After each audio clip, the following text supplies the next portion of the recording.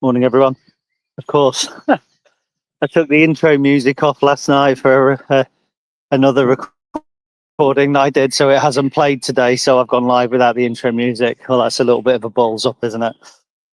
Oh well. So there is no introduction whatsoever to this podcast. It's literally, or that podcast, this dog walk. It's literally just me all of a sudden coming online, going, "Hello, good morning. How are you?" It is a beautiful day up here in the Lincolnshire Wolds today. A little bit breezy, but the sunshine is out. So I thought I'd do a little dog walk video. Now, it is only a relatively small one because we are doing a podcast tonight. That'll be Chris and I live, likely to be after 8 o'clock. Got running club at 6. Time I've got back and eaten and everything, it's likely to be after 8 o'clock that we record. And I don't want to encroach on some of the subjects that we are going to talk about later. And we're going to talk about a range of subjects because there has been news creeping slowly out of Sincil Bank over the last few weeks. Some of it's news, some of it's rumour. So we've got a bit to get our teeth into. There's Paudie O'Connor. So he was linked at first, I think, with Huddersfield or Barnsley. And then that yesterday changed to talks with Derby County, which does seem to suggest our captain won't be coming back. We've got that to talk about. Sean Roughan signed for Huddersfield yesterday, as we know. I'm going to touch on that a little bit here, but that'll be something that Chris and I can discuss as well. And we've got differing views, I think, on Huddersfield next season, which is going to be interesting. Denver Hume has been linked with Lincoln, something that Chris suggested, I think, on one of our scouting pieces that we did a little bit earlier in the summer. It's not really summer yet, is it? When does summer start? June, July, August, maybe it is. I don't know if summer's started yet or not. Let me know if it has officially. But either way, we did our scouting piece. He suggested Denver Hume, Grimsby left back, out of contract, not penned a new deal with them. Apparently in talks with us, but bear in mind that there are other clubs looking for left backs in our division. Bolton Wanderers in particular.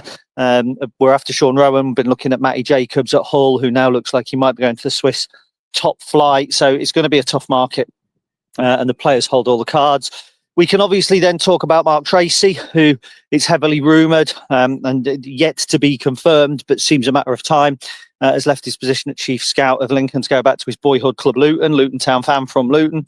And then that also in turn has meant that there are heavy rumours that we have gone back for Joe Hutchinson, who was our part of our recruitment team for a while, and he then moved to Grimsby. And I did an article, I think, bigging Joe Hutchinson up massively just before he went to Grimsby. He went there under Mark Kennedy's administration. It now appears that he may also be coming back. So there's going to be plenty to talk about. And a little bit of fallout potentially from our live show, anything that we felt that we need to pick up from the live show that we did last week. So if you haven't watched that, well, you can't watch it because we haven't put it on YouTube. Well, we didn't put the actual thing on YouTube. We've put the audio on with some pictures. So please pop along, have a listen to that, have a watch of that sort of thing, and let me know, or let us know exactly what you think. And if there's any points that you want to ask along, we'll be live, as I say, be between, I think, 8 and 1:30, depending on Chris's availability and my availability this evening. So I still wanted to come on and talk a little bit about Sean Roughan, because look, we will discuss Sean Roughan on the podcast later. I've been quite pleased that it seems to be universally accepted that Sean has gone with people's blessing. Now, when a player goes to another club in the division, often it can be seen as a sideways step. And I think recently, particularly with the focus on budgets, and the club don't like to do it, but the focus on budgets and focus on club size, we just have to accept that we are actually swimming in a pond with some much, much bigger fish. And one of those much, much bigger fish is Huddersfield Town, whether we like it or not. And Huddersfield have got a track record of coming and taking players from us, or taking players that we've been interested in. And you go back to Gary Taylor-Fletcher, you go back to Dan and Nick was the managers, and there's Harry Toffolo, there's been Lasse Sorensen. They just seem to come in, they took Joe Taylor. If they don't do scouting, they just watch Lincoln videos and then sign players who have played either well against Lincoln, like Josh Lowe for Wickham, or played well for Lincoln. That's Huddersfield scouting. I should get that job.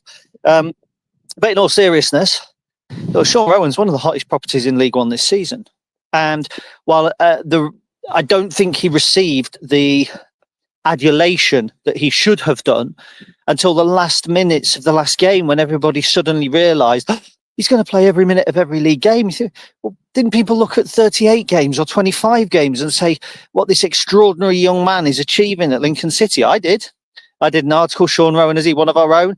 And people were arguing that he wasn't one of our own. He's been with us since 16. He's just moved on for what will be a six-figure sum, and a decent six-figure sum at that, you would imagine, to a bigger club. We were so proud when Harry Toffolo moved on.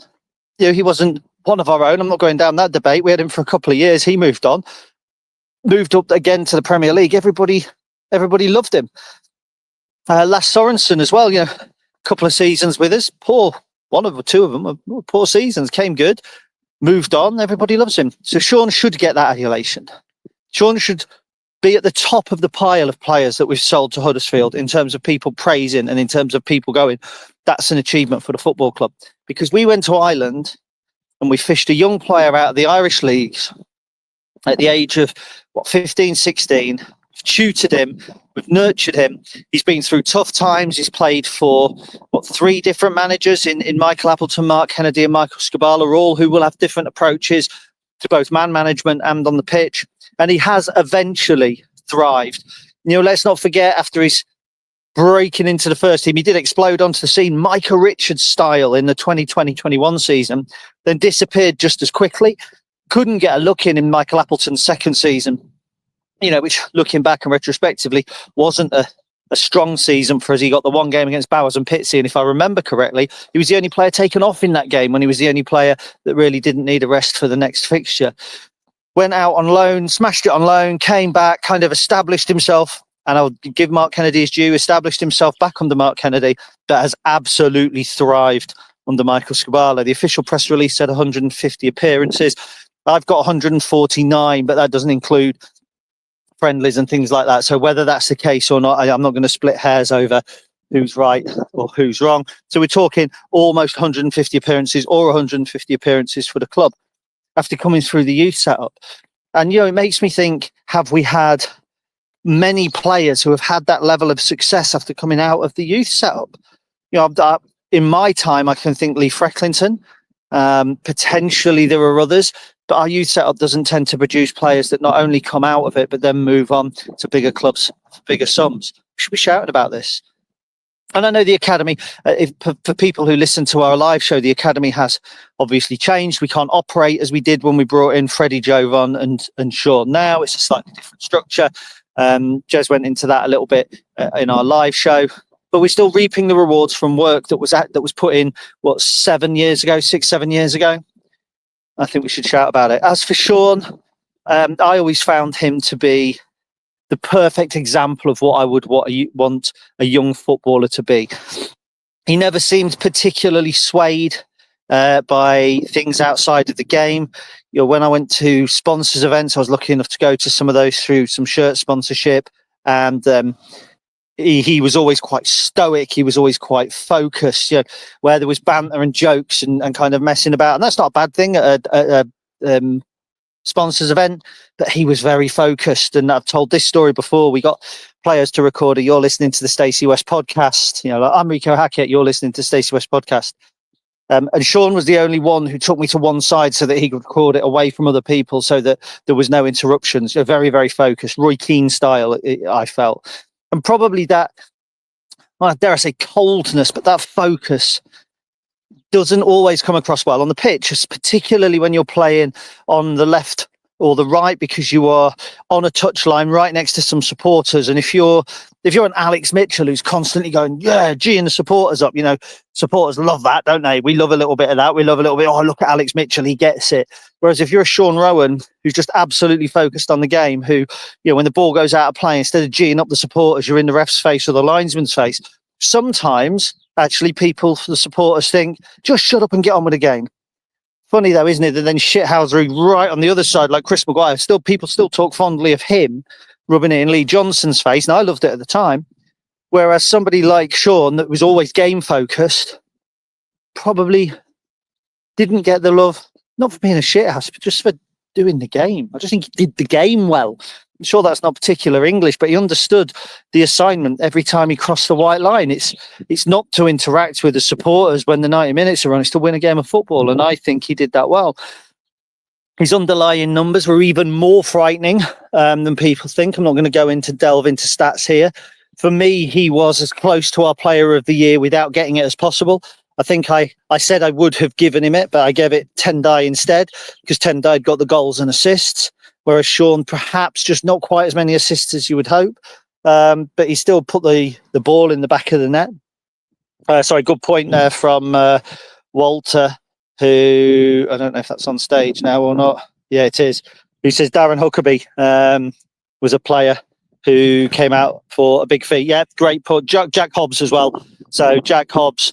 But I'm also then thinking about somebody that impacted the club, didn't just come out as an explosive talent and move on after 10, 15, 20 games, because you can also look at Matt Carbon for then. But somebody who came out and actually was a big player for us for 150 games or 100 games, let's say, and then gone on to make money as well. So, Andy Pearson will always say we need to see the evidence of the academy on the pitch. Well, for me, we saw it on the pitch this season with Sean Roughan. If you're a player that plays every minute of a Football League season, whether you've come out of the academy, whether you've come out of Premier League 2 academy, or whether you've stepped up from the National League, excuse my language, you're a fucking good player and you deserve recognition. You do. A little bit disappointing, I think, from just purely a fan point of view, that it's been very clear from the end of the season onwards that Sean Rowan's not going to be a Lincoln City player, and that there wasn't an intention to stay at Lincoln City. And I find that disappointing from a fan's point of view, but not from a professional point of view, from a professional perspective. He's a young man. He's been with us a while. Are we going to be top 6 next season? Probably not. Let's be brutally honest. If all the stars align, sure, why not? But if there's anybody who's looking at this league now and going, well, Luton, Huddersfield, Barnsley, Rotherham, Peterborough, Blackpool. Blackpool have handed out 7 years worth of deals to 2 players already. Bolton Wanderers. Wickham will expect to be up there. Cardiff City, bit of a basket case, might struggle. But Plymouth will be there's so many good teams at this level. And it's all right, people saying we should be up there, but budget-wise, that word again. We've got to make our budget work so much harder than everyone else's. And I think that's the part of the issue, isn't it? That faces us all the time. And so, is he taking a step up in terms of level? No. Do I think that Huddersfield is the right move for a player who expects to be challenging for an automatic promotion place this season? I'm not so sure. There are an awful lot of variables. Last season, Huddersfield would expect to have been top 2 or 3. That would have been the expectation. And they weren't. They weren't actually that bad. They were just painted as a basket case. But then when you look at the spend and how they underachieved, it's back to that perception again. I think they were 3rd or 4th in terms of spend and finished, 10th, 9th?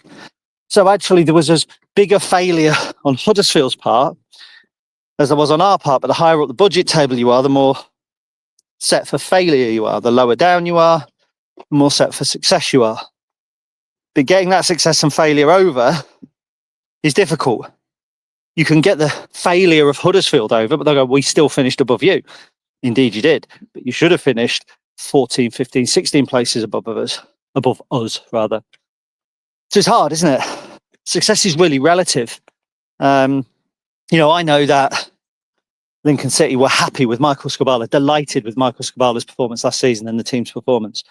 I know people in the industry felt that Michael had a really good season, and off camera, off record, we were kind of talking about that, and he spoke to people I know from higher up who have said you've done doing a decent job there, keep it going. But it's hard to sometimes put that across to supporters, because it's a drop of a couple of places. It's a drop, isn't it? And we didn't do as well this season as we did last season, but comparatively, we possibly did. There was a lot of hope that this season the independent regulator would be in, and there might be some sort of curb on spending. Not the case. So it's not quite as much of the Wild West because there's no Birmingham or Wrexham, but the teams that have the means to dig much, much deeper and spend many millions more than us are doing. And that's proven that Blackpool signed Fraser Horse for a 4-year deal. Michael Iwahiki, him of that will kill Lincoln fame. We'll remember that, Tranmere Rovers. He's gone to Blackpool, 3-year deal. Sam Dolby, Wrexham player, been on loan in Scotland. He's just gone to Bolton Wanderers, I think it is. 3-year deal. I mean, these are big deals, and they're not deals like Rob Street and JJ McKiernan when we've got young players in offering them big deals for development. These are big deals for players mid-20s, late 20s. I mean, a 4-year deal for Fraser Horsfall, who's something like 28, 29 years old. That could be a risk. You go up and so he's not championship material. You're basically carrying a wage. It's tough. And we've got to try and manage that. And unfortunately, it would have been nice for us to say, right, Sean Roughan, 4-year deal at however much was competitive. One, he probably wouldn't have taken it because from a football point of view, he wants promotion. But also from a business point of view, where does that then leave us when we're negotiating with the next player we want to bring in? It's hard. It's tough. And we always talk about budget. I'm talking about budget now, and it's the least sexy conversation that you can possibly have around a football club. You're watching this probably going, here we go again, club centric, blah, blah, blah. It's really not. It is just a reality. And people who have played Football Manager, they probably understand a little bit more. I was a guy, when I played Football Manager, it used to be Championship Manager. And if I ran out of money, I took over another club, flogged all my shit to them. I've got another war chest. That's how I won the European Cup with Walsall or whatever. But you can't do that in real life, can you? You really can't. Now, in order to, you may notice, these are prescription sunglasses, but they're so strong that I can't actually read any of the comments. I'm just going to have a look back through some of the comments, but I've got to take my glasses off to do so. So morning from Harry Jackson. I would put them on screen, but to do that, I have to make two button presses, and then it hides my screen. So let's have a look. So morning to Harry, morning to Jared. Yeah, I'm going to have to stop doing that. That's a real pain. My apologies. Morning, says Walter, like the blue sky. Is it? And Paul Allison says, you in the Caribbean there. Where are you? Where are all of you guys? This is Lincolnshire Wolds. Is it not sunny and clear where you are? It's beautiful here. Andy Brown says, morning. Walter says, Sean deserves it. Of course he does. Some of the comments online are laughable. He wasn't very good, can't cross, etc. Yeah, that's confirmation bias. He puts one bad cross in. People think he's put 2, 3, 4 bad crosses in. They're not looking for the good ones. He was also playing left centre-back. I mean, he had no right to be getting out wide and putting crosses in. Tactically, his awareness was phenomenal. It's all right saying things like he wasn't playing left wing-back. Rico was.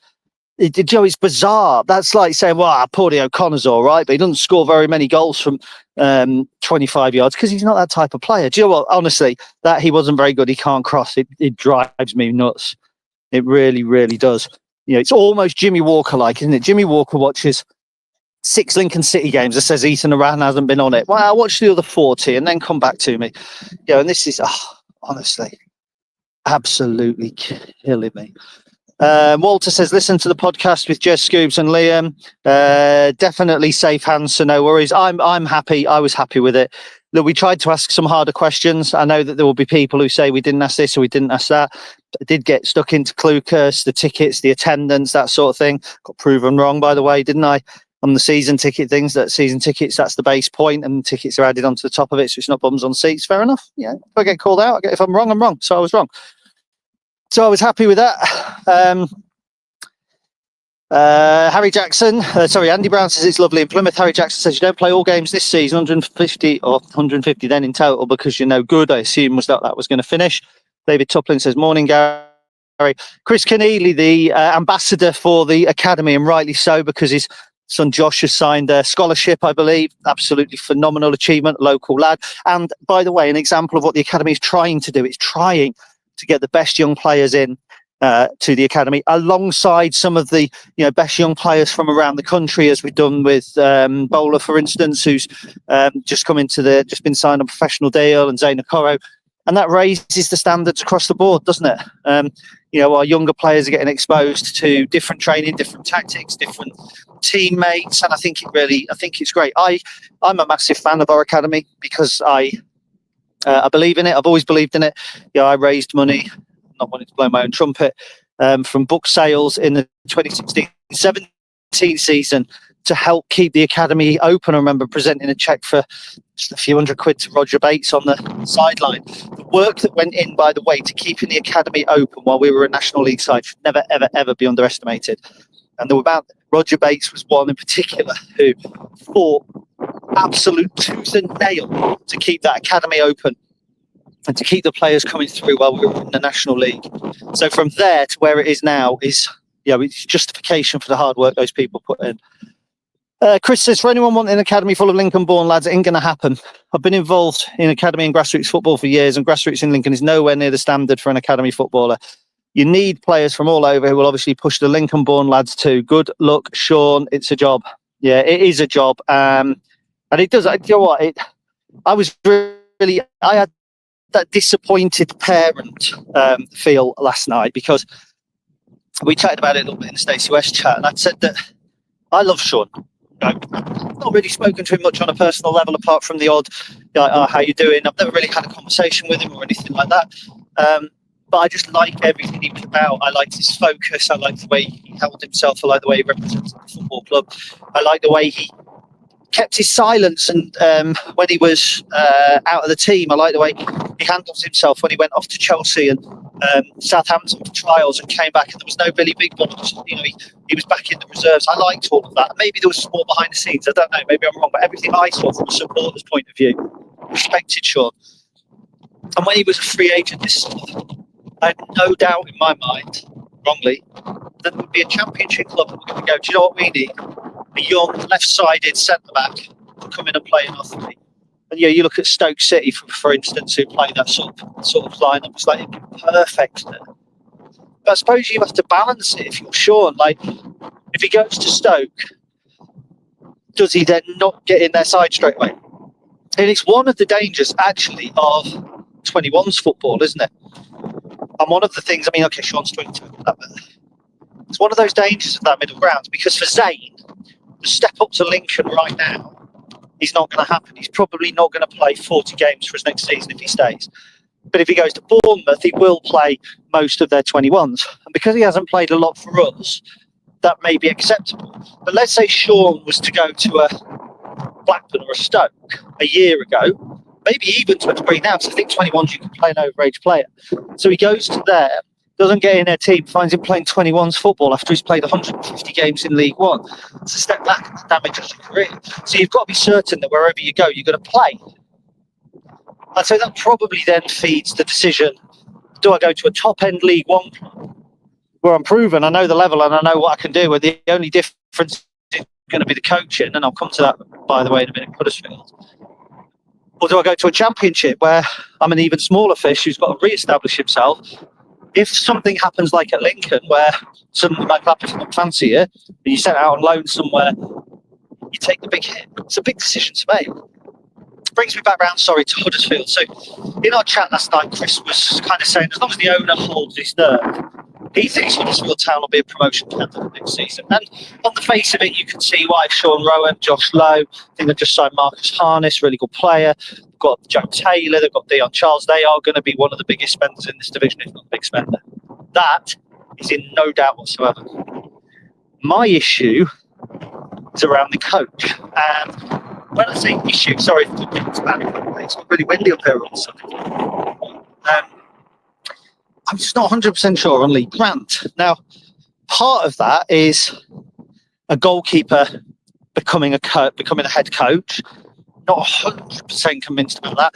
Andy Woodman at Bromley might argue against me. Dino Zoff might argue against me. And the guys here at Wolves, maybe I've got him wrong now. Nuno, where's he now? I don't really follow Premier League. He's somewhere in the Premier League.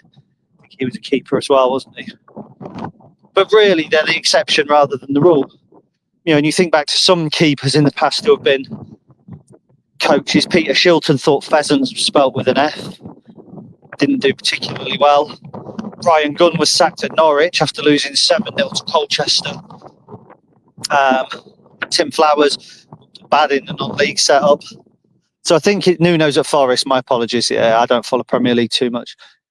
I do wonder if goalkeepers do make the best coaches. So Lee Grant has come from Man United. I'm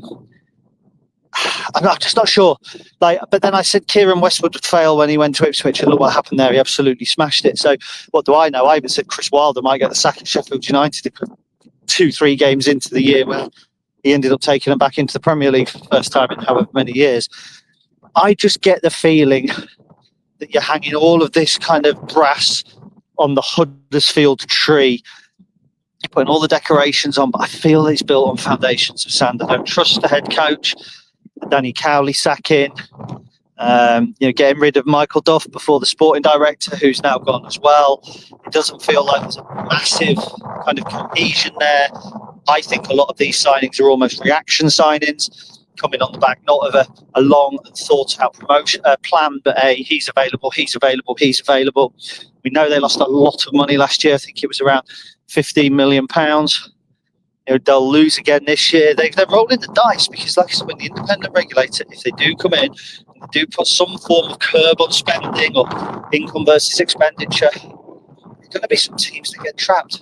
Perhaps not as wildly trapped as the 2020-21 season, when like Portsmouth couldn't even bring players in because they'd hit the number of players.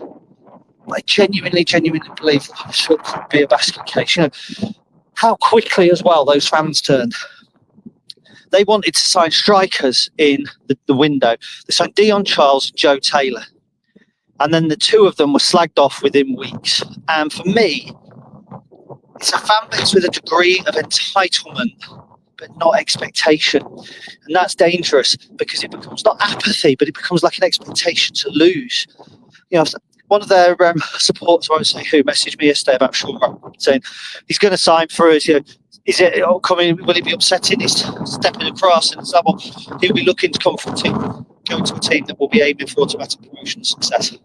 And the Huddersfield Town fan, I won't say who, you won't know him, but relatively prominent, knowledgeable, kind of does a similar thing to me, said, well, he's coming to the wrong team then, with a smiley face. Now, that may be just dark gallows humour, but it just felt to me like this, I don't know, when things go bad under an owner, I think it is desperately hard for that to ever be brought back around.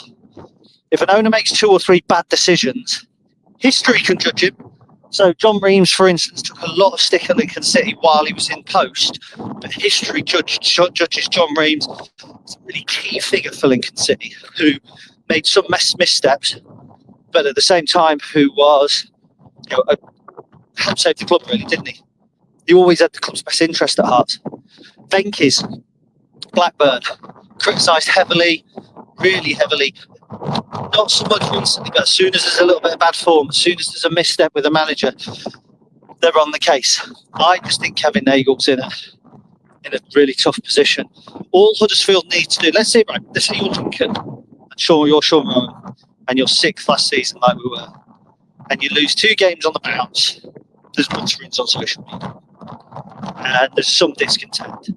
But there's not widespread dissent in the stands, widespread booing, get out of our club, all of that sort of thing, is there? But that absolutely 100% will happen if Huddersfield let's say they draw Luton away, Leyton Orient away, Blackpool at home. First 4 or 5 games are really tough, and they come out of it with 2 points from a possible 10. They'll want the manager sacked. And what do you get when you sack a manager? Someone comes in with another tactic, another idea, another players that the previous manager signed and worked fall out of favour. It's dangerous. I hope it works out for Sean.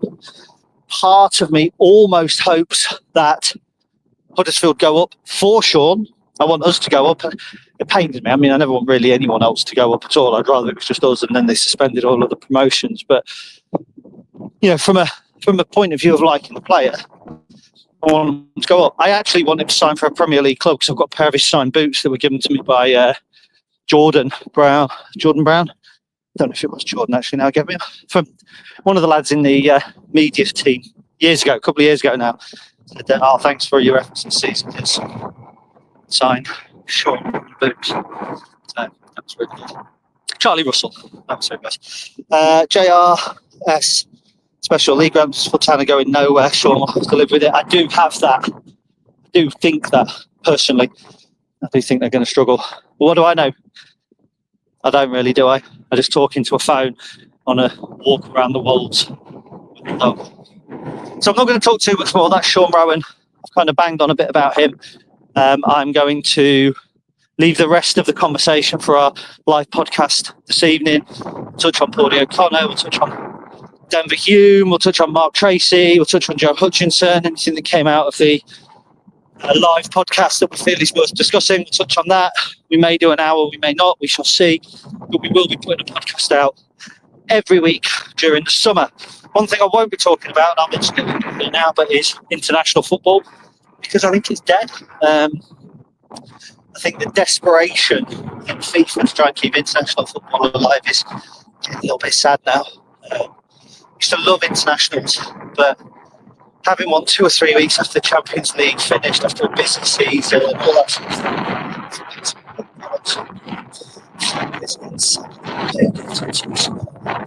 And yeah, you know what? There's funny parallels here, in my opinion, between England and Lincoln. So Gareth Southgate had us achieving the best finishes in tournament football in our history in terms of succession. I know we won the World Cup once, we've been in Europe, but his actual track record, the finals, but beating finalists twice, World Cup, I think semi-finalists, whatever, his little track record there was superb. And people said he's taken us as far as he can. He goes, and within, a year, we're losing our first ever game against an African side. I don't know if that's probably at home, I don't know. I don't really check that fact or care about it at all. Alan Kirbishley took Charlton as far as he could, as far as anyone could, ultimately, because he ended up going off somewhere else and Charlton were relegated. People think that Michael Scabala and this board, some people, taking Lincoln City as far as they can. 3 top-half League One finishes in a row. I don't care, I'll stand by that. Call it spin if you want. I do not give a flying rat's ass. I know that that's achievement. And I know Michael Scabala is Lincoln City's Gareth Southgate. Quiet, unassuming. But he knows what he's doing. And he is. The difference is that you could argue with Southgate's squad that there was scope for a little more improvement. And with Michael Scabala, I think the squad is as good as he can ever get it. And he's squeezing an awful lot out. And the frustrating thing is, there was key moments where we could have been better. But for me, if we did end up, or fans did end up putting a little pressure on, booing Michael and all that next season, if he were to leave, I think we'd be in a worse place. People talk about, I'd have Duff here. Look what happened to him at Huddersfield. I'd have such and such, Dan and Nick here. Dropped out of the League Two playoffs. And I like Dan and Nick, by the way. Ian Evatt, Bolton fans hate him. It's just mentioning other names. I know this isn't a conversation that anyone's having at the minute, but this is where the dog walk take us, isn't it? I just think Michael's doing a grand job.